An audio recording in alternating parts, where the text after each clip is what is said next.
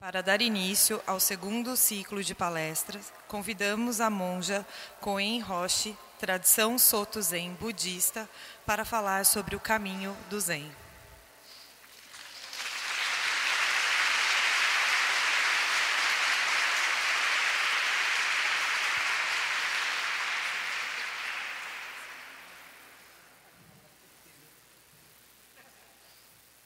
Bom, boa tarde a todos. Eu troquei de roupa porque eu estava com muito calor. E eu queria dizer que é um prazer receber a monja no dia de hoje. Como eu me apresentei de manhã, eu sou filósofo de formação e eu conversava com a monja como que a universidade ela está bastante acostumada à filosofia ocidental. Então essa abertura, esse momento de poder ouvir um aporte vindo de outro conhecimento, no caso o conhecimento milenar oriental, é uma grande satisfação para todos nós. Então é uma honra receber a monja nesse dia, eu espero que seja proveitoso para todos vocês. Monja, muito obrigado e fique à vontade. Então, primeiro, um parabéns para a Unicamp, que está trazendo a yoga aqui para o campo universitário, que eu acho que é muito importante isto, né? De nós sabermos que existem outras maneiras de nós nos compreendermos, a nós e ao mundo. E que o yoga, eu pratico yoga, não sou professora de yoga, eu sou uma praticante de yoga. E o yoga é muito importante para mim. Quando depois das minhas várias práticas meditativas, eu conheço yoga há pouco tempo, não fazem mais do que 12, 15 anos. E é interessante porque eu pensei que todos os religiosos do mundo deviam praticar yoga, porque tem tudo a ver com a nossa espiritualidade. É um caminho do reconhecimento do nosso físico, da consciência do corpo, junto com a consciência da nossa mente. Nós vamos começar fazendo 1 minuto de respiração consciente, que eu chamo de meditação ou zazen, que significa sentar-se em zen. Então, aqueles que podem sentar em lótus completa são bem-vindos, os que sentam em meia lótus são bem-vindos, quem senta na cadeira é mais bem-vindo ainda. Porque o corpo de cada um tem que ser respeitado. Quando a gente fala de ahimsa, de não violência, significa que você não vai violentar o seu corpo e querer colocá-lo numa posição o qual ele não está preparado. Então vamos criar causas e condições que tenham um certo conforto, mas não pode ser confortável demais, porque senão a gente dorme. Então quem está sentado na cadeira, procure desencostar da cadeira, sentar da metade para frente da cadeira. E mesmo quem está no chão, nós vamos fazer um pequeno movimento com o corpo, o tronco da esquerda para a direita como um pêndulo, para encontrar o eixo de equilíbrio. Deixe que o seu corpo naturalmente pare no centro, nem muito para frente, nem muito para trás. Observe que estamos sentados nos isquios, que são os ossos debaixo da bacia. Então vamos pensar um pouco na ossatura do nosso corpo. Alinhamos a coluna vertebral, que é chamada sede da vida.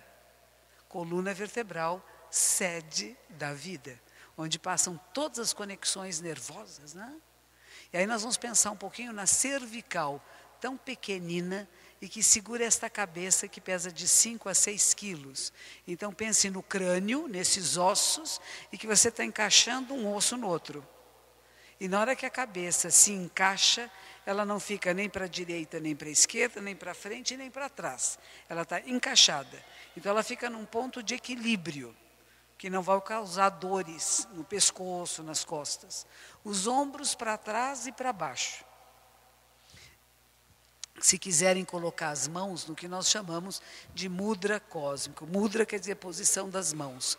Posição das mãos no cosmos, para nós é a mão direita embaixo, a esquerda em cima, e os polegares se tocam muito suavemente.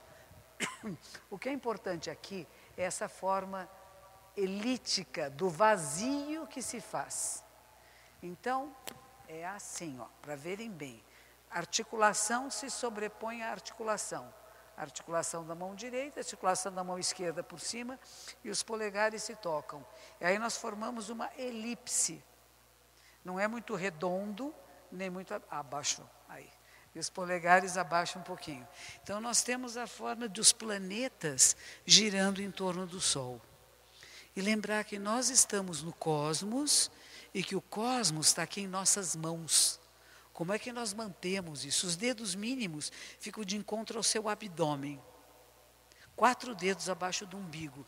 É proporcional ao corpo de cada um. Quem senta em lótus, ele naturalmente fica aí. Quem não senta, a gente procura colocar um pouquinho mais para cima a mão, para ela não cair lá embaixo. E aí nós temos o início de uma posição que vai virar uma postura. Postura é quando você se torna alguma coisa. Posição ou pose é quando você imita alguma coisa. E nós começamos imitando. Nós imitamos uma posição, uma postura, até que isso se torna uma postura na minha vida. E agora nós vamos fazer um exercício respiratório. Nós inspiramos naturalmente pelas narinas. A inspiração é natural e passiva. Há uma pequenina pausa. E vamos soltar pela boca agora, abrindo a glote e fazendo um som. Então vamos juntos, inspiramos.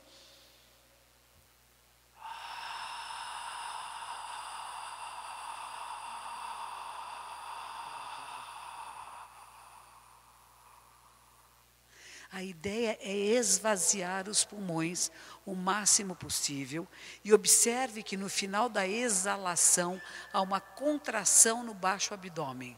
Não precisa forçar, ela acontece naturalmente. Então, de novo, vamos, inspiramos.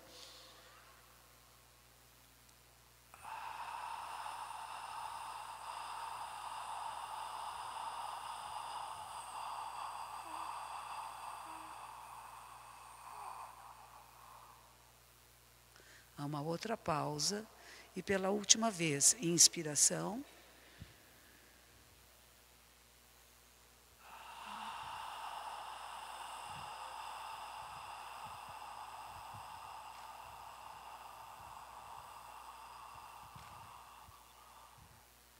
Fechamos os lábios, colocamos a ponta da língua no céu da boca, atrás dos dentes frontais. Ela toca muito de leve, não é um banda do yoga, não tem que forçar, é apenas tocar. Você tem consciência agora, como estão suas pernas, o seu quadril, as suas costas, os seus braços, as suas mãos, a sua língua, a sua cabeça. E agora os olhos ficam pousados à sua frente num ângulo de 45 graus. No Zen nós não cerramos os olhos, eles pousam a 45 graus. E vamos observar agora como estamos respirando.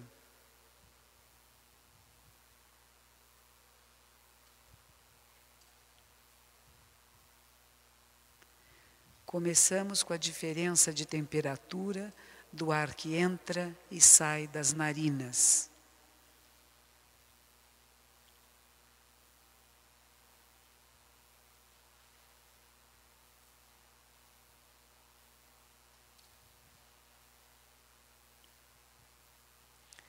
Observe que ao inspirar, toda a sua caixa torácica se expande em todas as direções. E ao expirar, ela se contrai.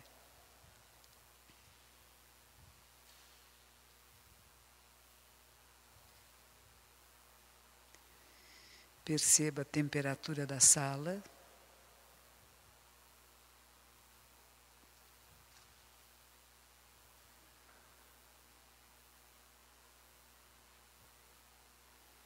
Sinta fragrâncias, odores.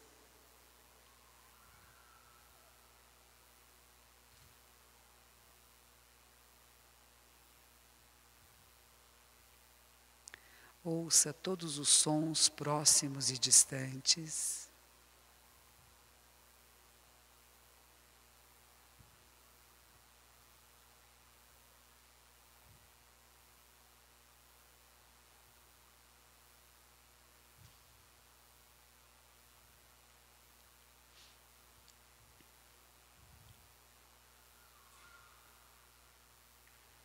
Quem estiver com os olhos entreabertos pode até perceber luz e sombra.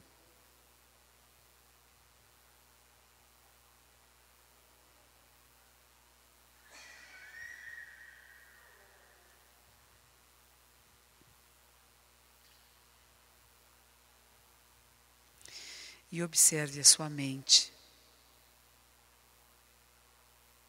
Se há pensamentos ou não pensamentos.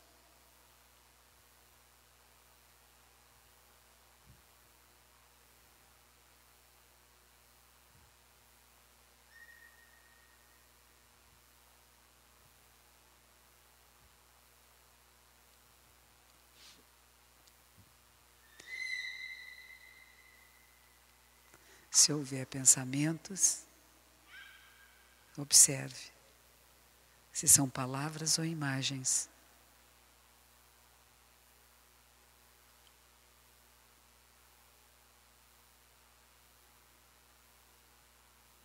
Mantendo sempre a postura e a respiração consciente.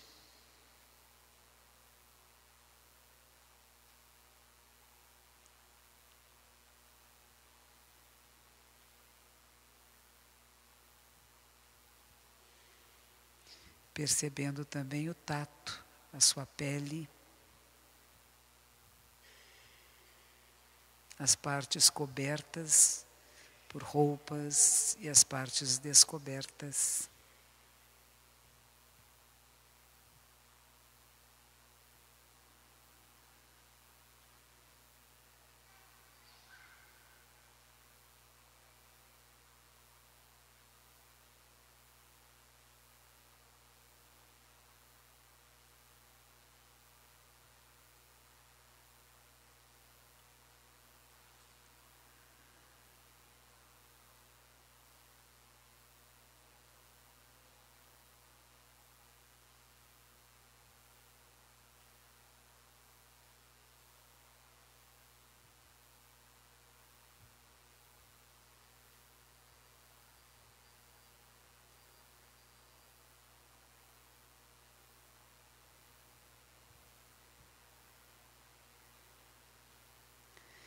E podemos colocar as mãos palma com palma e agradecemos.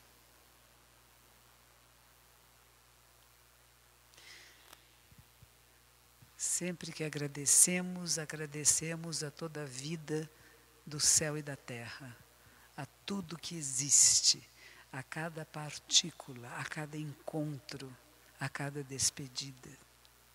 Tudo faz parte. E nós somos a vida desse cosmos em movimento. Nós não viemos para fora e nem vamos para fora. Nós somos a vida da Terra.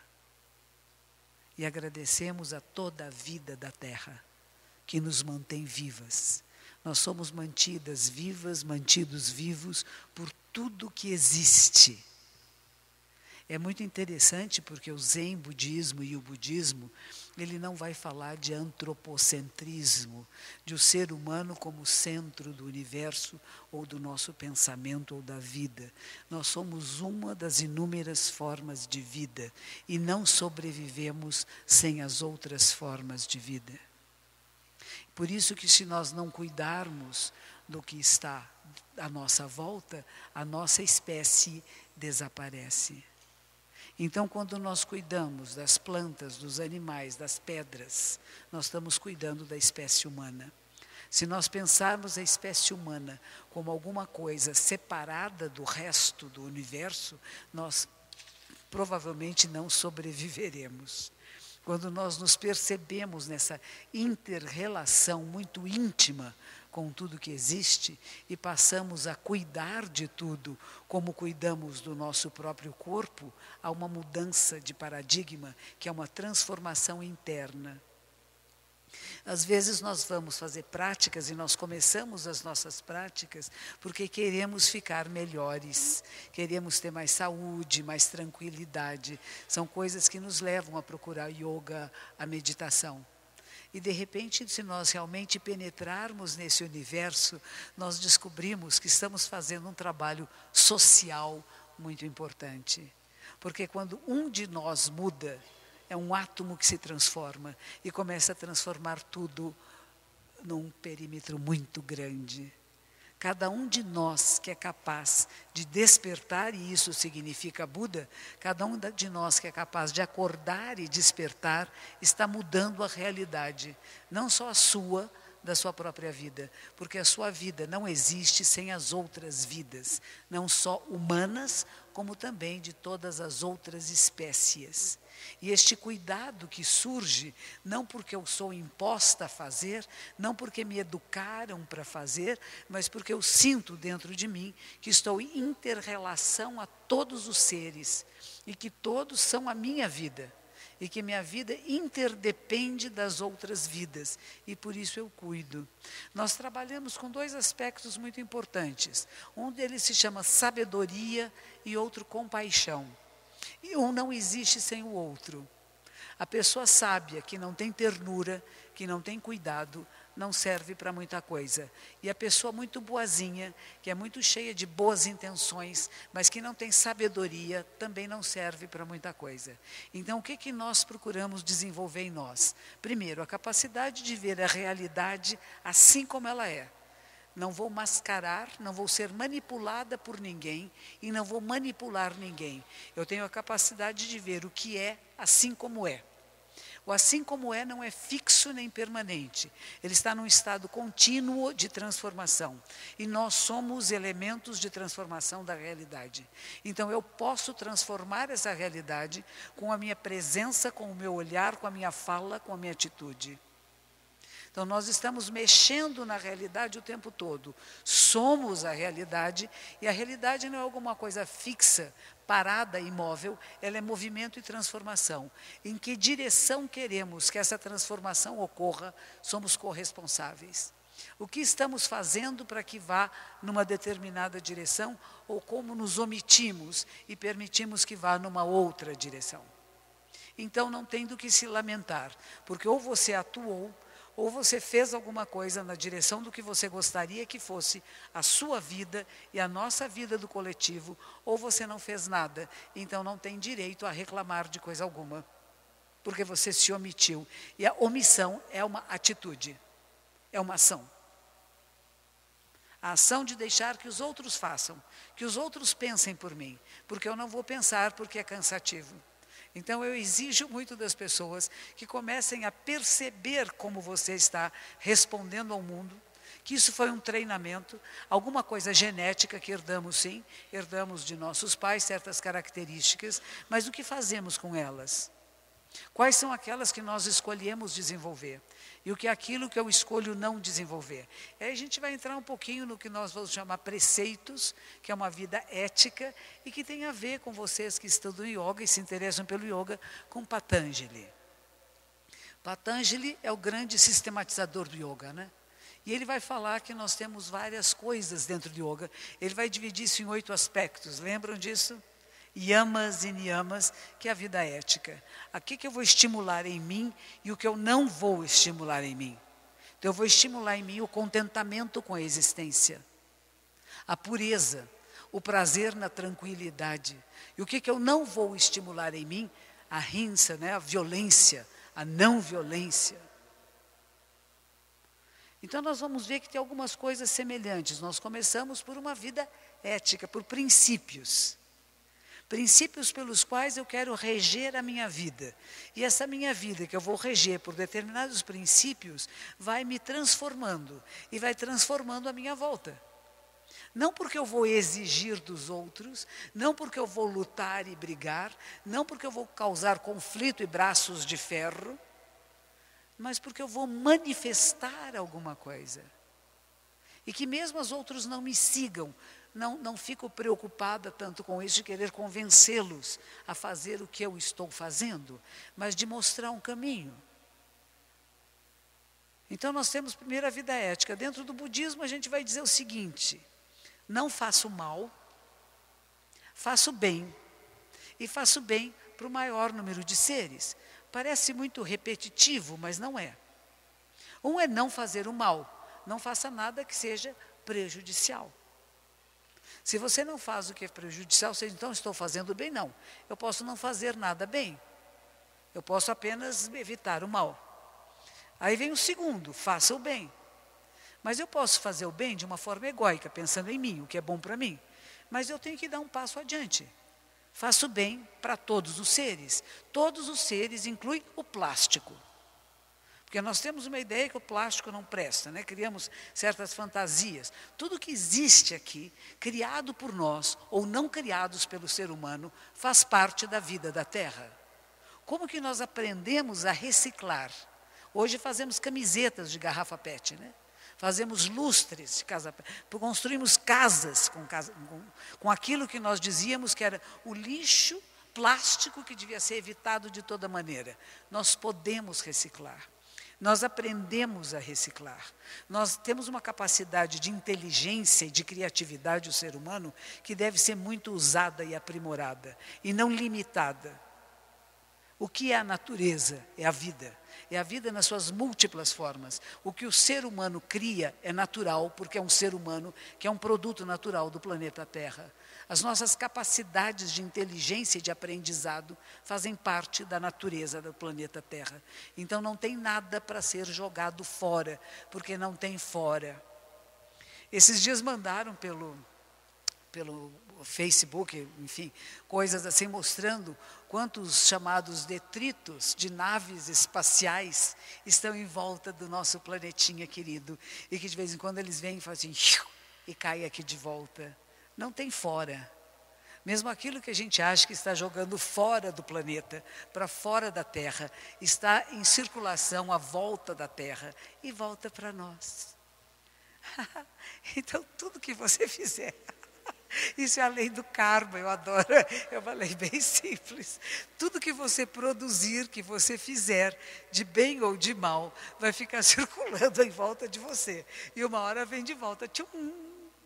Por isso que a gente insista, faça o bem. Porque se você fizer o bem, naturalmente esse bem vai ficar circulando por aí e vai alcançar outras pessoas e vai voltar para você. Mas se você fizer o bem de uma forma muito egóica, como diria Freud, do euzinho pequenininho, eu que só penso em eu mesma, eu que é bom para mim, definitivamente você não vai ter muito sucesso. Porque o eu, este eu que você pode dizer, este saquinho de pele aqui, ele não está separado do resto. Nós estamos todos respirando juntos o mesmo oxigênio. Este oxigênio que já passou por tantas fases diferentes.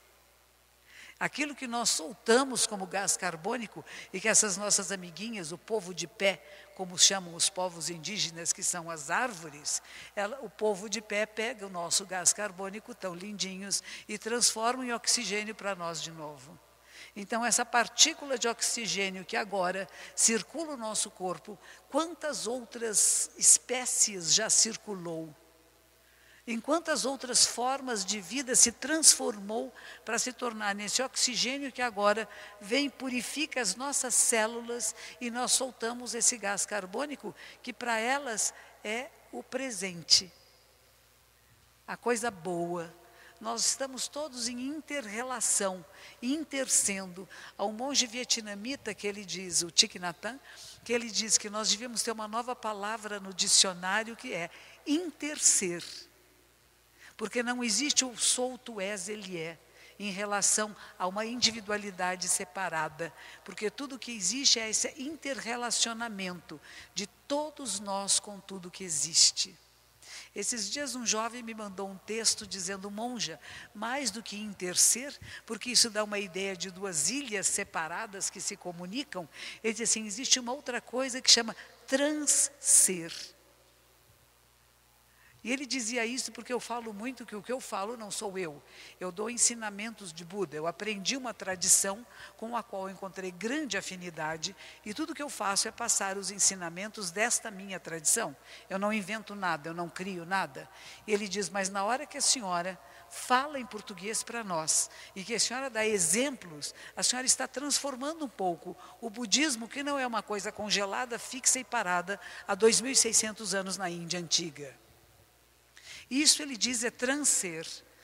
O ensinamento vem e entra em mim, e no momento em que eu o transpasso, que eu vou além, eu dou a ele uma nova significância.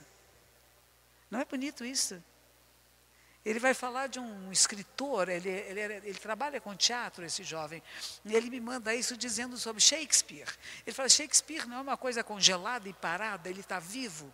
E na hora que os diretores de teatro, aqueles que vão usar as peças de Shakespeare, interpretam de uma forma diferente e que vão dizer que aqueles personagens são marionetes. Os personagens de Shakespeare são marionetes. Há uma outra maneira de interpretar. A minha primeira professora do Zen Budismo, uma monja norte-americana chamada Charlotte Jokobeck. Charlotte Jokobeck, ela dizia sempre para mim, quando eu ia fazer minhas práticas meditativas e consultá-las, ela diz, de certa forma nós somos como marionetes. E as pessoas nos controlam esse marionete. Eles estão aqui no controle. E diz, sorria, fique triste, fique brava. As pessoas mais íntimas nos controlam como se fôssemos marionetes. E nós vamos respondendo ao mundo, a esses impulsos daquilo que vem de fora a nós e que reverbera naquilo que temos em nós. E ela diz, existe um caminho de libertação, que nós vamos chamar, que é o Zen Budismo, que é a meditação. Um caminho de você perceber quem você é, o que você é, e receber e perceber a resposta que você quer dar ao mundo, não a reação. Reação é marionete. Me puxou, levanto. Né? Me empurrou, empurro. A resposta que você quer dar ao mundo, você escolhe. Você escolhe como pensar. Você escolhe seus pensamentos. A gente acha que não, eu pensei. O pensamento veio da onde? Quem nos ensinou a pensar? Me apresentou aqui primeiro o professor de filosofia, não é? A ensina a pensar. Você está pensando de um jeito, vem alguém dizer, olha, existe outra maneira de pensar a realidade, de ver o que está acontecendo. Não é só o seu olhar fica mais expansivo, tem uma capacidade de ver mais quando alguém te traz uma ideia nova. Se você tem uma ideia e alguém te dar outra ideia, você fica com duas ideias, você não perde nada. E às vezes nós brigamos pelas nossas ideias. Não é brigar por elas, é reconhecer que existem outros olhares. Isso expande a consciência, ela não diminui, ela expande. Se você vai fazer uma compra, você leva um dinheirinho, você vai lá e compra, sei lá, uma flor. Você ficou sem o dinheiro e ficou com a flor. Mas se você tem uma ideia e você troca esta ideia, você fica com duas ideias, você nunca perde. Então, desenvolver a capacidade do pensar é ganhar sempre, nunca perder. Porque você vai ter mais olhares, mais capacidades de percepção. Então, quando vinham conversar com Buda, e naquela época, na Índia antiga, 2.600 anos, surgiu esse personagem que se torna um grande professor. E vem pessoas de todas as partes querer discutir com ele. E uma vez um jovem chega para ele e diz assim, eu vim aqui hoje discutir a verdade com o senhor. E ele disse, que bom, não vai ter discussão. Porque se nós vamos falar a verdade, não tem o que discutir. A verdade é. Uma expressão que nós usamos em japonês, fala nyoze. Assim como é, é. As coisas são como são. A dificuldade é que muitos de nós não somos capazes de ver o que é como é. Porque temos o que o Freud vai chamar de ego e que Buda vai chamar do seu eu menor, talvez, que é aquele euzinho nosso que mascara, que pinta a realidade. E eu não vejo o que é como é. Ver o que é como é muito simples, não é nem bonito nem feio, não tem julgamento de valores. Percebe?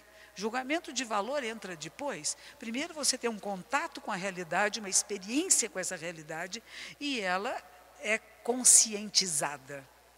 Então nós vamos dizer que um ser humano é composto de 5 agregados. Ok? 5 agregados, não é os 5 sentidos, não. 5 agregados, um deles vai chamar Rupa. Rupa é o corpo físico. Rupa, Vedana, Sanjna, Sansara e Vijnana. São 5 agregados. O primeiro é a forma física. Através da forma física, eu tenho sensações. As sensações se tornam percepções. As percepções fazem conexões neurais. As conexões neurais tornam-se consciência. Yoga é chamado a ciência do yoga. A consciência. Não é uma consciência. Nós temos uma consciência para cada um dos órgãos dos sentidos. Temos outra consciência que gerencia tudo isto. Tudo que nós estamos agora percebendo pelos olhos, pelos ouvidos, pelo calor, todos os nossos sentidos estão alertas aqui agora. Não é só a nossa atenção intelectual, está tudo alerta aqui agora. Estamos percebendo tudo e temos este grande computador. Tinha um amigo meu que chamava José Ângelo Gaiarsa e ele dizia que nós temos um computador de última geração que nós usamos apenas para somar e subtrair. Nós não estamos usando essa capacidade. Então, nós temos um computador extraordinário que está tudo percebendo e essa consciência que gerencia tudo que entra pelos órgãos dos sentidos. Aí tem mais uma.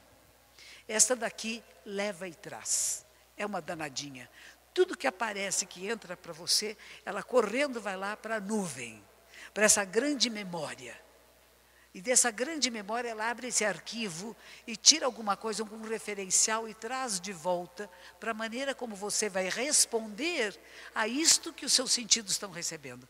É extraordinário, isso é rapidíssimo. Diz que é mais rápido do que um homem jovem estalar os dedos. Tudo isso acontece em milésimos de segundo. É muito interessante pensar como é que essas pessoas, este homem principalmente, que se chamou Buda, que viveu na Índia 2.600 atrás, percebeu isto. Ele não tinha a tecnologia que nós temos hoje, e hoje nossa tecnologia científica apenas confirma aquilo que ele experimentou. Então nós temos um caminho, ele foi um yogi. Agora eu vou contar um pouquinho a historinha dele, já que eu já falei dos 5 agregados. E os 5 agregados são vazios. Ai, que medo. Vazios de uma identidade fixa ou permanente. Não há nada fixo nem nada permanente. Nada. Não tem alma fixa. Aí vocês não vão gostar, porque o yoga não ensina assim. O Zen não combina tudo com o yoga, não. Não é tudo combinado. O Zen não tem nada fixo nem nada permanente. Não tem alma. Ai, que medo. Vocês, seus desalmados. Não tem a ideia de uma alma que seja fixa, permanente. Uma alma que vai passar a transmigrar de um corpo para outro. Para nós isso não, Buda não ensinou assim. Ele vem dessa tradição, ele vem do hinduísmo. Ele lembra um pouco a história de Jesus de Nazaré, que vem do judaísmo e que vai mudar alguns conceitos judaicos. Ele vai fazer uma transformação e criar um novo grupo. Shakyamuni Buda é um homem da Índia. Ele nasce príncipe num castelo. Ele é muito mimado e muito bem tratado, como algumas crianças de hoje em dia, que vivem com seus carros blindados por aí, né? Então, o contato dele com a realidade é um contato muito superficial. Eu tenho um grande irmão meu do Dharma, que mora em Nova York, e ele hoje em dia trabalha com moradores de rua e faz projetos de meditação nas ruas. E ele me contou que ele era filho de um grande banqueiro quando era criança. E eles moravam em Los Angeles, na Califórnia. E o pai dele tinha um carro que na época talvez fosse blindado, não sei, e que ele dentro do carro do pai, ele via os moradores na rua e ficava pensando, quem são essas pessoas? Por que elas estão assim, tão sujas na rua?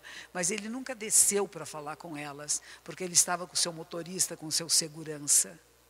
E nunca lhe ocorreu descer.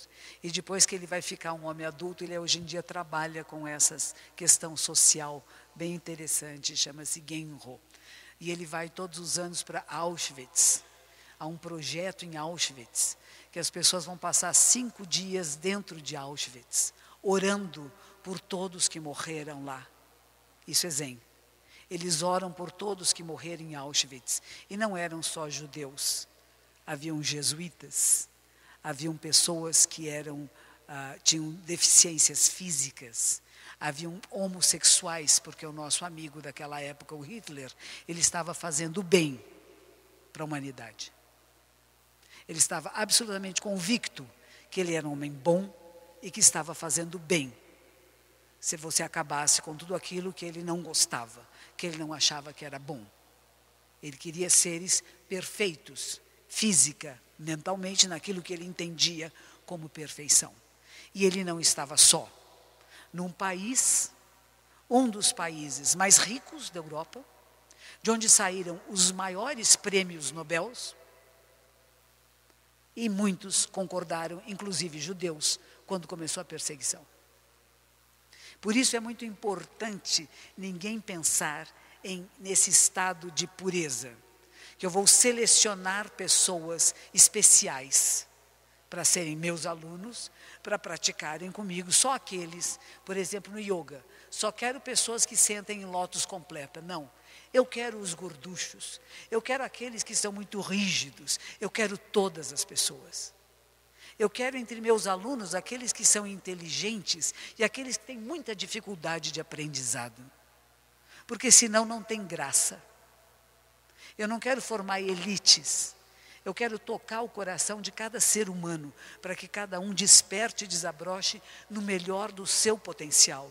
E que possa ser este ser maravilhoso com a sua qualidade e além da sua qualidade. Mas não limitar e dizer, tem um modelo perfeito e é este modelo perfeito que nós queremos copiar. Não é por aí. Então nós temos o nosso príncipe, que vivia cercadinho no seu castelo, só vendo o que era bonito e agradável.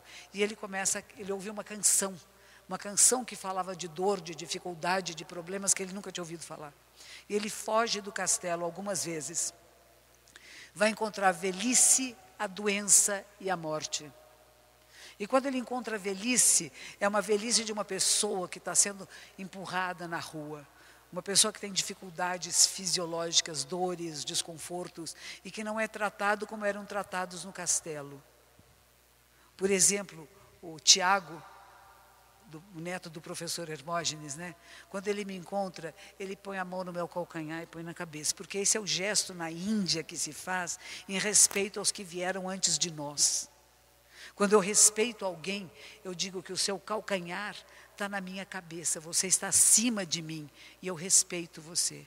E assim ele for educado, mas ele vê esse senhor na rua que foi pedir uma fruta para uma banca de frutas e o comerciante estava irritado, de certo não vendeu nada, e dá um empurrão nele, que nem algumas pessoas fazem com moradores de rua. Sai para lá, vai embora. Não me atrapalhe, não tenho nada para te dar. E ao ver isto, ele se comove. Mas ele se comove não a ponto de dizer, eu quero criar um abrigo para moradores de rua, para pessoas idosas. A reflexão que ele tem é, eu vou ficar velho. A juventude é passageira. É sim. Ela passa tão rápido, é bonitinho. Quando a gente tem 19 anos, não pensa que um dia terá 70, ou se pensa, não sabe o que é ter 70, agora eu estou com 70, é gostoso, é diferente, é bom, não é ruim, mas é diferente. E ele tem essa percepção, a juventude é passageira.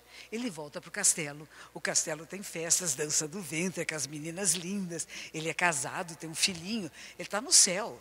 Ele é inteligente, ele é rico, ele é bem tratado, ele é bem dotado. Tudo que um ser humano pode dizer para ser feliz, ele tem. Mas ele começou a se questionar sobre o sentido da vida, ou como diz Nietzsche, os sentidos que possam ter a vida. Começou. Aí não tem mais graça a festa. Ai, a festa. Aí ele sai de novo. Ele vai encontrar a primeira velhice, ele vai encontrar a doença. Imagine na Índia, 2.600 anos atrás, se até hoje na Índia tem hanseníase, com a pessoa com os dedinhos brilhadinhos, que eu tive lá e vi. Sem narizinho, sem dedinho, né? Aqui no Brasil a hanseníase está quase que completamente controlada. Quando aparece algum caso, temos o remédio. O remédio foi descoberto em 1947. Eu não esqueço porque é o ano que eu nasci. Então, descobriram o remédio para hanseníase. Hanseníase tem cura, não é transmitida assim de olhar para o outro. Quando falava assim, Jesus cuidou dos leprosos. Cuidou porque não pegava mesmo. Não é porque era mágica, porque lepra, que é hanseníase, não se fala mais lepra, porque aquele parece um leproso, não, porque era uma coisa feia, não é. É uma doença e ela não se transmite como os outros pensavam que se transmitia, né? Então nós temos uma coisa aí que ele vai ver essas doenças e ele vai falar, eu posso ficar doente. Eu não vou criar um hospital. Ele podia ter pensado, vou fazer um hospital para os doentinhos. Mas a reflexão que ele está tendo é muito profunda. Ele diz assim, eu posso ficar doente. Meu bebê pode ficar doente. Meu pai, meu tio, meu avô. Todos nós podemos ficar doente. A saúde não é permanente. Estados de saúde e doença podem se alterar. Qual o sentido da vida? A pergunta está lá, queimando. E ele sai mais uma vez. Ele sai sempre escondido. Se ele sai como príncipe, vão pôr bandeirinhas na rua, né? Ele sai contra a morte. Morte na Índia é cremação ao lado do rio Ganges, né? Então ele assiste uma cremação. Eu assisti uma cremação em Varanasi e é muito legal. Eu acho que todos nós devíamos assistir. Tem gente que não gosta, né? Tem um professor, meu amigo, Marcos Rojo, quando ele leva as pessoas para a Índia, ele não leva mais para Varanasi, ele levava. Mas que as pessoas ficam muito impressionadas. Então ele resolveu que não leva mais. Mas é legal. Porque a gente não pensa o que é a morte, né? Então quando uma pessoa morre na Índia, eles põem numa macazinha assim de bambu e vai levar até as escadarias do rio Ganges. E ali jogam 5 vezes água na boca, que são os 5 elementos que formam a vida, né? Madeira, água, ar, vento, terra, né? Joga os 5. Depois disso vai fazer uma pira crematória, uma fogueira, que tem uma maneira certa de fazer. Quem é mais rico ou de uma casta superior tem uma fogueirinha melhor, a madeira nobre. O mais pobrezinho tem a madeira mais vagabundinha.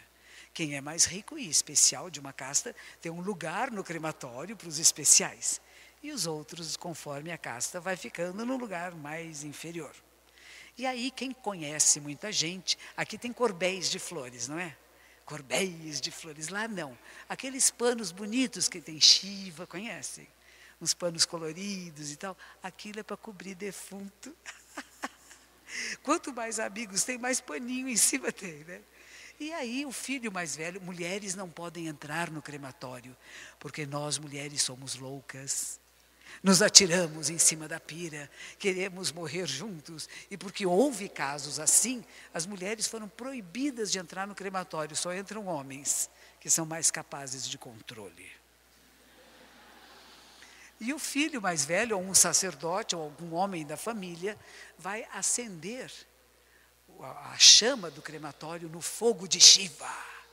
Eu imaginei o fogo de Shiva. Vocês imaginam uma tocha assim bonita? Sabe o que era? Tinha uma casinha, assim, de tijolo, pintadinha de branco. Ali em cima tem 2 pedacinhos de carvão em brasa, com foguinho. Você entra num quarto, assim, que está cheio de palha. Você pega um punhadinho de palha e molha no fogo de Shiva, que os brahmanes mantêm aceso por mais de 5.000 anos.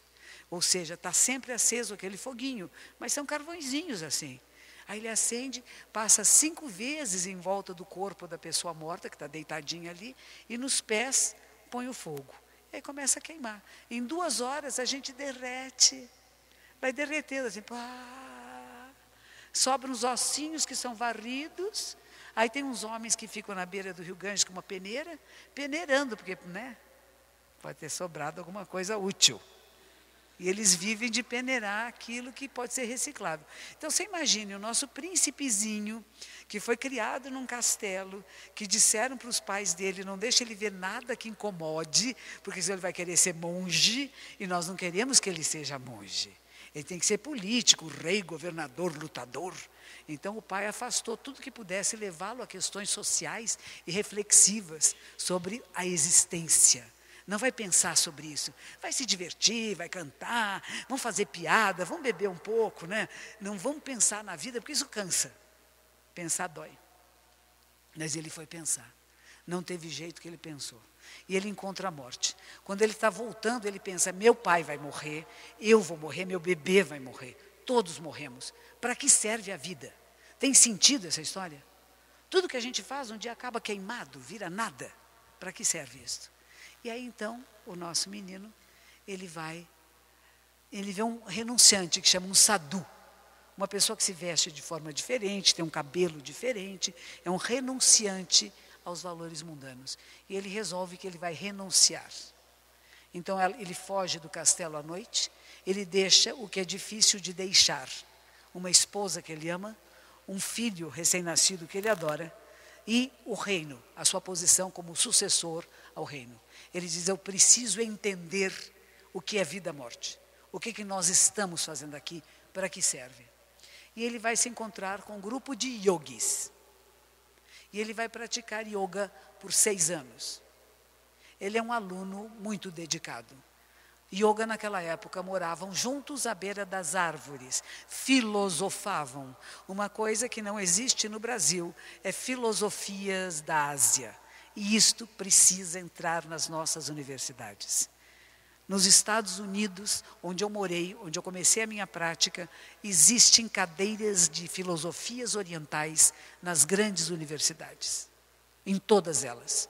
E muitos desses professores vinham praticar meditação conosco na nossa comunidade zen budista de Los Angeles, que depois se espalhou por todos os Estados Unidos. Então é uma coisa que nos falta aqui, que existe no Canadá, que existe na Europa, que existe nos Estados Unidos, que existe na Austrália, mas que no Brasil ainda não entrou. E ela é muito rechaçada e muitas vezes não acolhida por medos de cultos religiosos que têm mantido a hegemonia no Brasil e que não querem ser ameaçados por outros pensamentos que podem contradizer as suas crenças.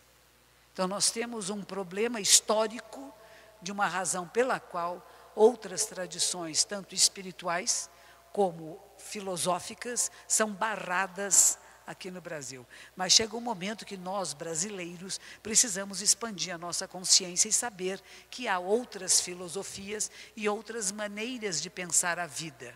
E uma delas é esta, que é do budismo. Ele vai encontrar a velhice, a doença, a morte, um renunciante, ele renuncia ao que é difícil de renunciar e vai ficar com um grupo de yogis. E chega um determinado momento, ele chega ao seu professor e disse, eu preciso de práticas mais extremas, tem alguma coisa em mim que ainda está travado, eu quero fazer as grandes práticas ascéticas. E o professor o abençoa e diz, vai. E ele então vai fazer práticas, por exemplo, de não comer quando tem fome, de não dormir quando tem sono, de não beber quando tem sede. E o que acontece? Ele faz isso também por outros 6 anos. E um determinado dia ele percebe que ficou mais fraco e não mais sábio. Ele tropeça e cai, está fraquinho. E aí ele vai dizer a frase que é a base do budismo, que diz, o caminho é o caminho do meio. Não é de excesso nem de falta. Existe um caminho do meio. Se no castelo eu tinha tudo o que eu queria, na hora que eu queria, do jeito que eu queria, como alguns de nós fazemos, eu quero comer o chocolate daquela loja, eu atravesso a cidade, viajo 100 quilômetros para pegar. E o contrário, eu não vou comer, quero chocolate, não vou comer, porque eu fiz voto de não comer o que eu tenho vontade de comer. Não é nenhum desses extremos, existe um caminho, o caminho do meio. Ele vai se sentar em zazen, em meditação, sentar-se em zen. Zen quer dizer meditar. Ele sentou-se para meditar. E passa uma pastora, pobrezinha, que ficou muito pena daquele ser esquelético, sentadinho ali, todo frágilzinho. A única coisa que ela tem é arroz doce. Ela oferece para ele arroz doce com as especiarias da Índia, cravo, canela. Ele come. Os companheiros dele de práticas ascéticas falam, haha, filho de rei assim mesmo, fraquinho, não aguentou. Não vamos mais falar com ele. Isso não acontece às vezes conosco. Fazemos algumas escolhas e nossos amigos, parentes, questionando, bravos, dizem, não falamos mais com essa pessoa. Vamos obrigá-lo a pensar como nós. Se está saindo desse caminho, não fale mais comigo. Você não é mais minha filha, não é mais meu filho, não é mais meu amigo, não é mais minha mulher. Fazem isso. Fizeram isso com ele. Mas ele disse, eu vou me sentar até encontrar a resposta. E ele se sentou em zen.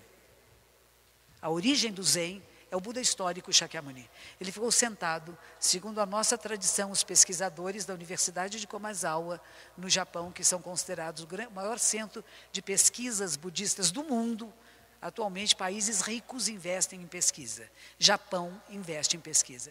Os pesquisadores da Universidade de Komazawa são considerados os grandes pesquisadores do budismo e vêm monges de toda a Ásia estudar no Japão, em Tóquio, em Komazawa.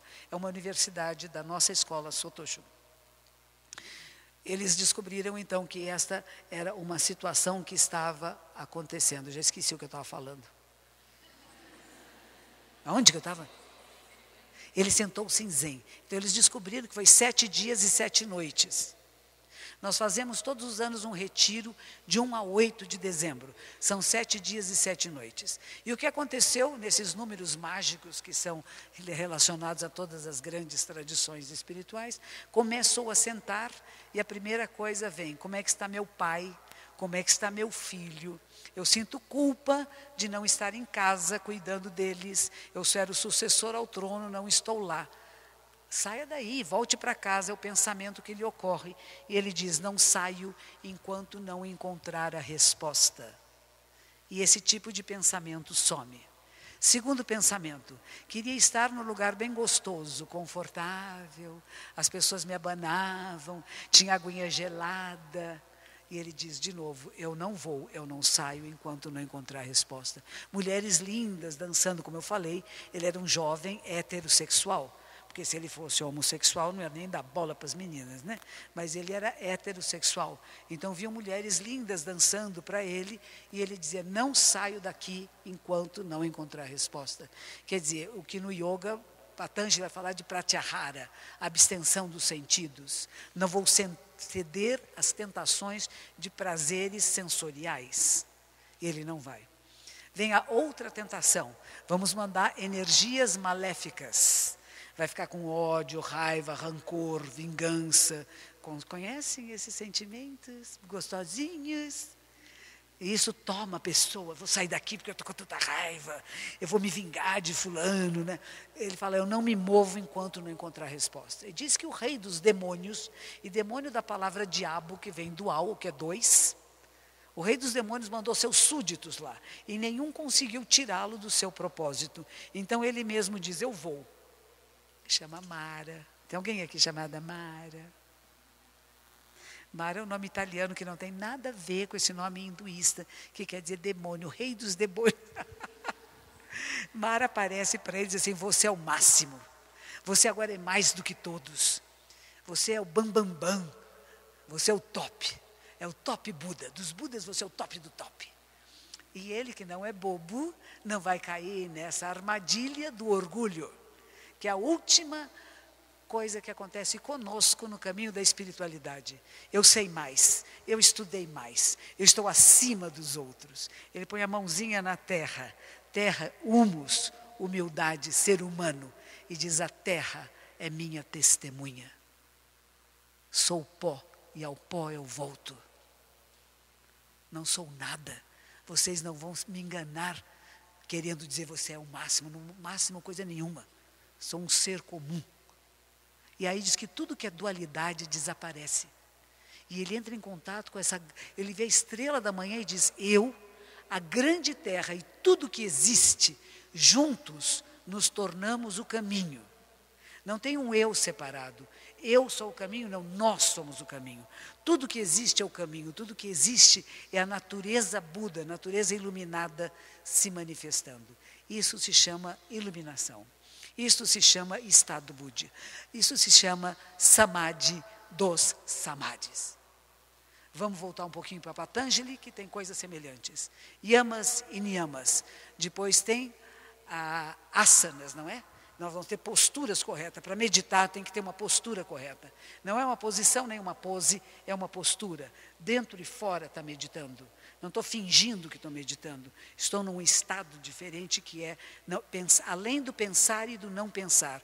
Não é não pensar. Não é esvaziar a mente. Isso é fantasia, né? É perceber o movimento, o que é a mente, como funciona. Isso é meditar. Então nós temos ele que vai entrar. Aí depois disso tem pranayama. Temos respiração consciente. No pranayama, você faz respirações que você pode alterar a respiração, você pode prender a respiração, pode fazer a respiração de fogo. O que acontece quando você faz práticas meditativas, a sua respiração muda naturalmente. Ela vai ficando cada vez mais profunda e mais sutil. Às vezes dá até medo. Você fala assim, nossa, eu estou parando de respirar. Pode que você não morre assim. É a única forma de suicídio impossível. Parar de respirar. Resolvi parar de respirar. Daí a pouco você respira, não dá. Então não se preocupe, porque a sua capacidade de respiração modifica com o processo, né? Então nós temos um pranayama. Depois tem pratyahara, a abstenção dos sentidos, não é o que nós fazemos? Não vou ficar preocupada, quero sentir gostoso. Estou fazendo meditação, mas minha perna está doendo, vou levantar, não mexe. Aí é brava a coisa, não mexe, fica, diferente do yoga. Yoga vai falar, ahimsa, não se machuque. Se estiver doendo, estiver incomodando, mude a posição. O Zen budismo diz, está doendo, fica. Vai doer mais ainda. Se prepare. E quando dói muito, muito, muito, o que o corpo faz? Ele solta endorfina, serotonina. E você começa a sentir bem-estar. Quando você se entrega, como diz o professor Hermógenes, confia, entrega, agradece. Não briga contra. Não briga com o que está acontecendo. Porque essa forma de meditar, essa forma da postura que você encontrou, e você pode sentar num sofá que vai doer. Se você encontra uma postura e vai ficar nela, vai incomodar. Mas se você atravessa esse umbral do incômodo, você entra em outro estado de consciência. Você encontra aquilo que nós chamamos a essência do ser, o seu eu verdadeiro. O seu antes do julgamento. Antes do gosto, não gosto, quero, não quero. Pratyahara. De Pratyahara vem Dharana.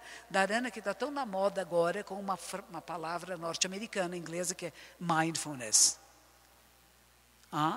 Mindfulness quer dizer Dharana. Capacidade de concentração.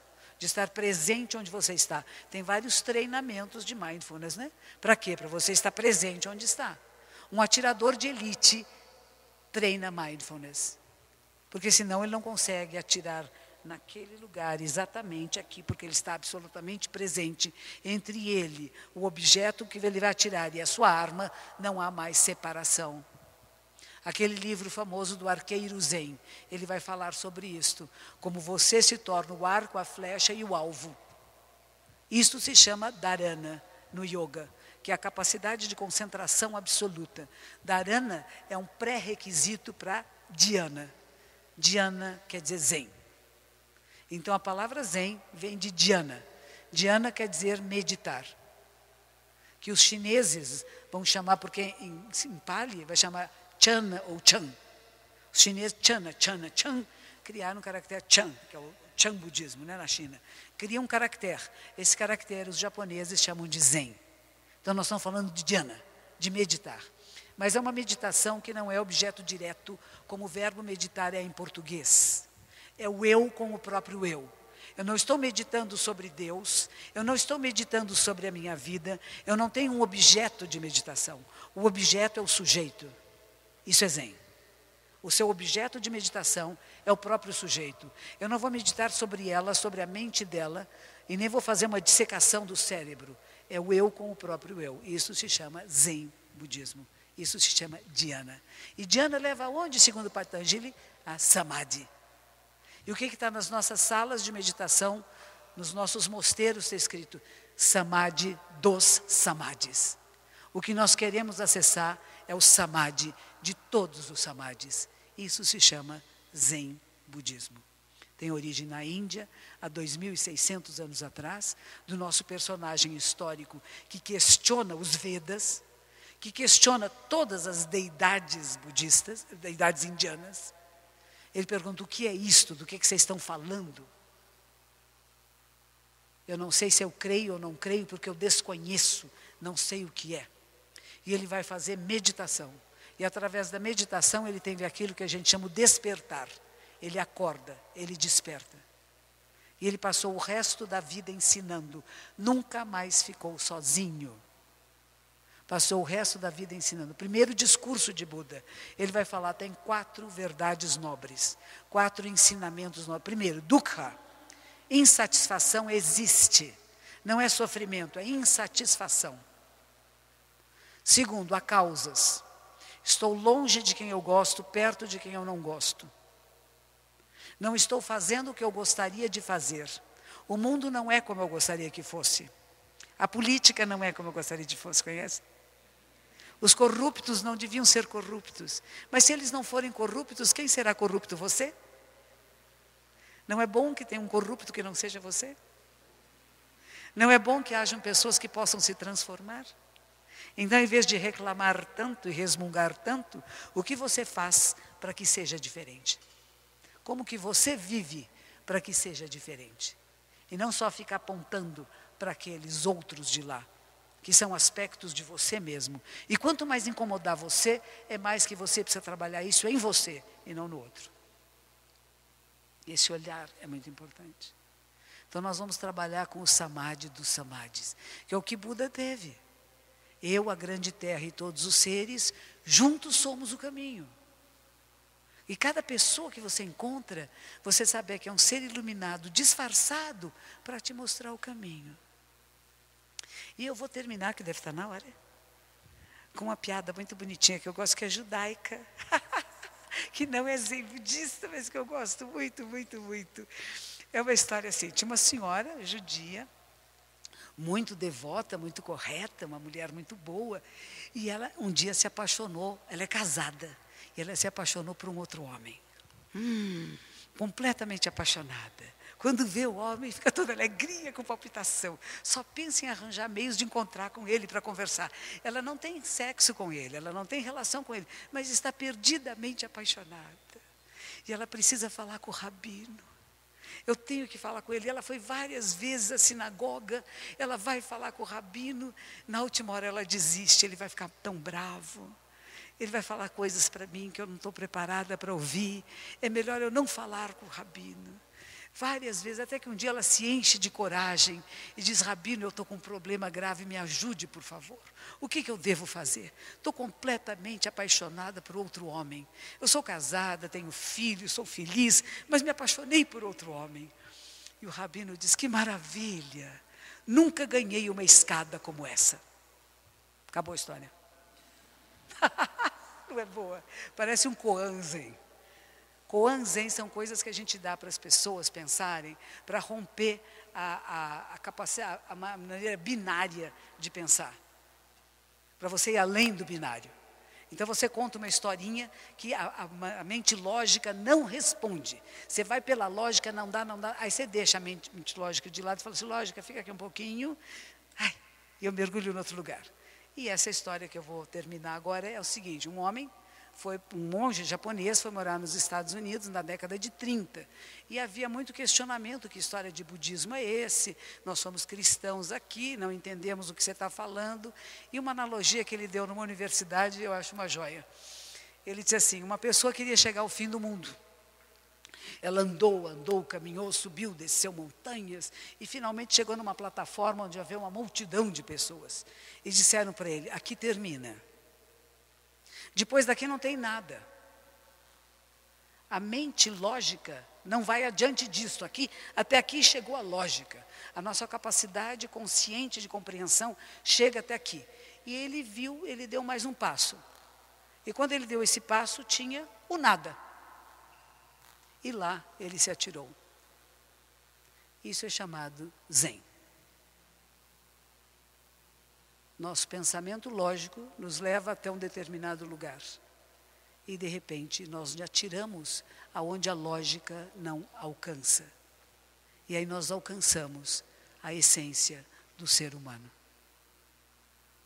Muito obrigada pela sua atenção.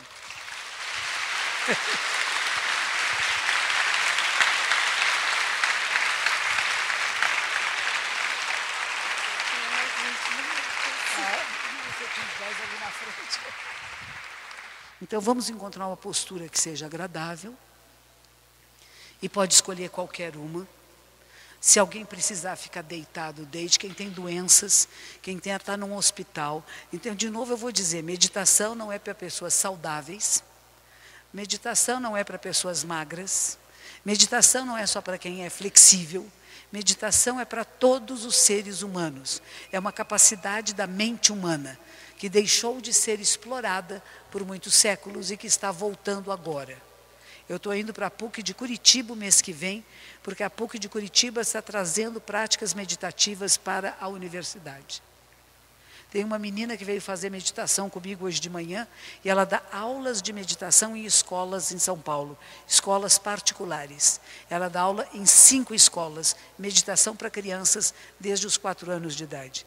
O mundo está descobrindo que uma das potencialidades da mente humana, que é meditar, tinha sido deixada de lado. E ela está resgatando uma capacidade humana da nossa mente. E é tão simples como uma postura que seja confortável, mas não confortável demais. Porque confortável demais causa distrações mentais. Alguma coisa que você tem que estar atento para mantê-la. Lembra-se da Arana Mindfulness? Eu vou estar atento ao meu corpo, como ele está. Vou estar atento à minha respiração. Então vamos colocar as mãos, se quiserem, no mudra cósmico, a direita embaixo, a esquerda em cima. Polegares se tocam bem de leve e forma uma elipse e pousa no seu colo. Vamos fazer o pequeno exercício respiratório, que é uma introdução à prática meditativa. Inspira pelas narinas, segura um pouquinho e solta pela boca.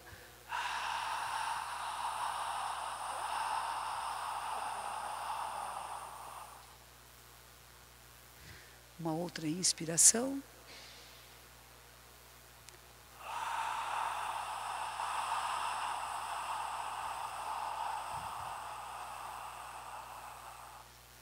E a terceira vez.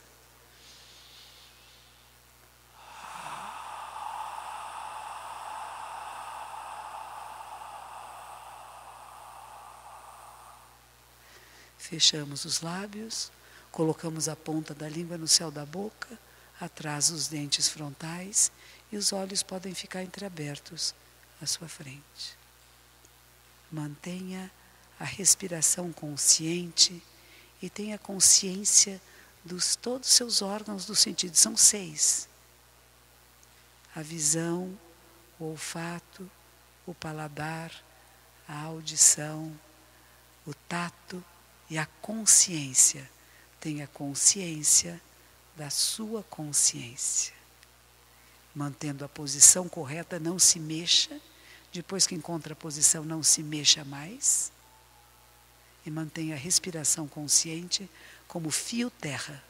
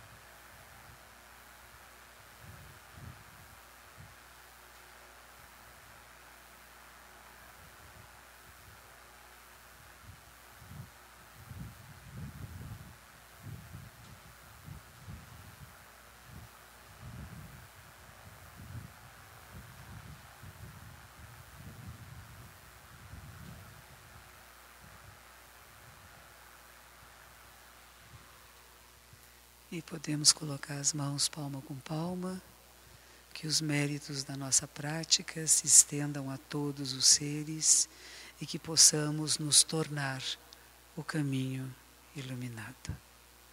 Agradeço a cada um de vocês que está aqui hoje.